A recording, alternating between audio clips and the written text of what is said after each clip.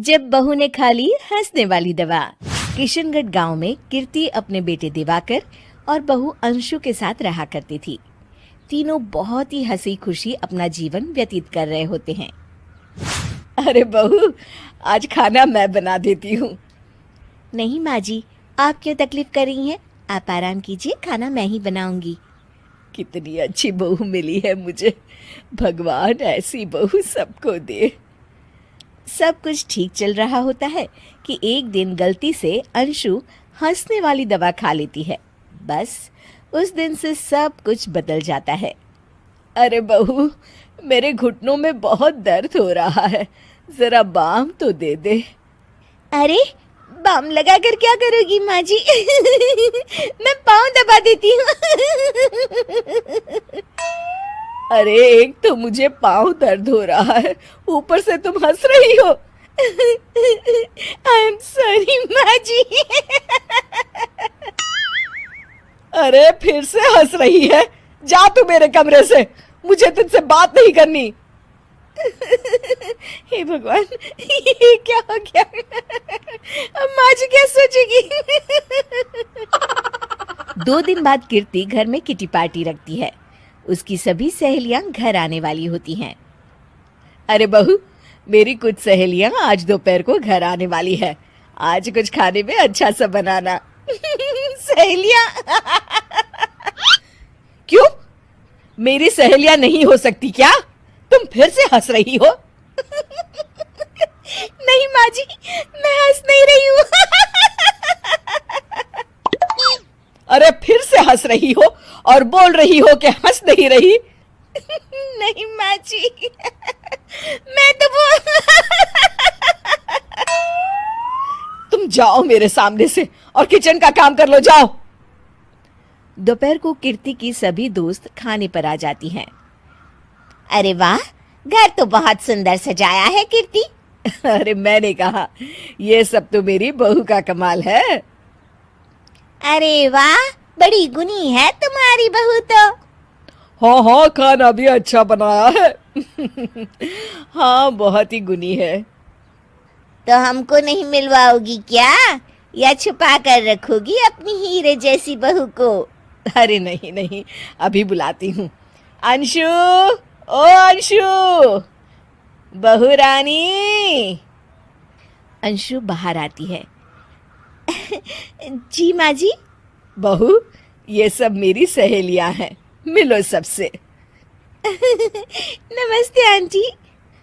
नमस्ते बेटा, बहू तो बहुत अच्छी मिली है तुमको, किस्मत वाली हो तुम।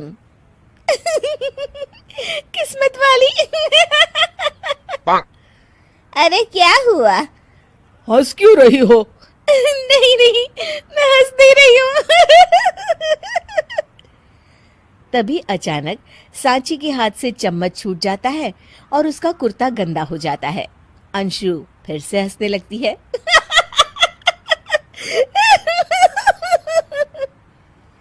इधर सब सहेलियां गुस्सा होकर चली जाती हैं। कीर्ति भी नाराज होकर अपने कमरे में चली जाती है।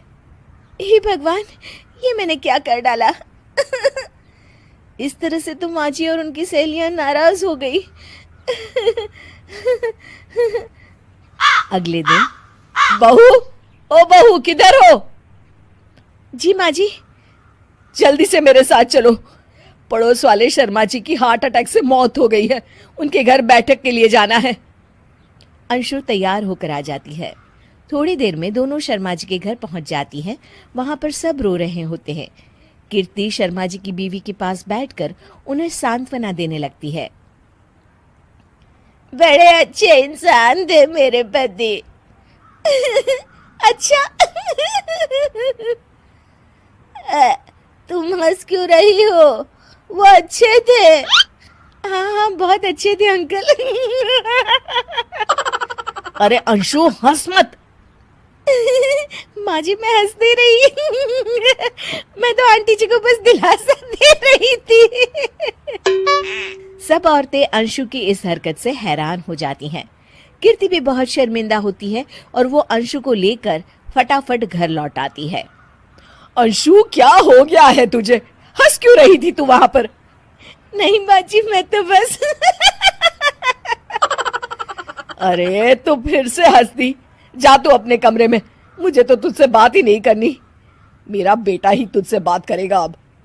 रात को जब दिवाकर घर लौट आता है तो कीर्ति दिवाकर को सब कुछ बताती है। ठीक है माँ, अब फिक्र मत करो, मैं अंशु से बात करता हूँ। दिवाकर अपने कमरे में जाता है। जी आ गए आप कैसे हैं? मैं तो ठीक हूँ, बस सर में हल्का दर्द है। सर में दर्द अरे इसमें हंसने की क्या बात है? नहीं, मैं हंस नहीं रही हूँ मुझे तो फिक्र हो रही है आपकी एक तो मेरे सर में दर्द है, ऊपर से तुम हंस रही हो। अरे कैसे समझाऊं मैं आपको मैं हंस नहीं रही अंशु, तुम इस घर से चली जाओ। माँ ने मुझे बताया जो भी तुमने शर्मा आंटी के घर किया, और किटी पार्टी में भी। नहीं जी, मैं ऐसे नहीं हूँ तो अभी क्या हुआ था? क्यों हंस रही थी तुम? रुकिए मैं आपको सब कुछ बताती हूँ आपको सब कुछ। अंशु डायरी में लिखकर दिवाकर को पढ़ने देती है। कुछ दिनों पहले मैंने गलती से हंसने वाली दवा पी ली थी, जिसकी वजह से ये सब हो रहा है। इसका असर कुछ दिन और रहेगा। अरे तो तुमने ये सब पहले क्यों नहीं बताया अंशु? वो मैंने माँ जी को बताने की बहुत कोशिश की मगर उन्होंने सुना ही नहीं अरे ठीक है, मगर वादा करो जब तक दवाई का असर ठीक नहीं हो जाता तुम घर से बाहर नहीं जाओगी। नहीं जाऊंगी और हंसूंगी तो बिल्कुल नहीं लो, तुम तो फिर से हंस दी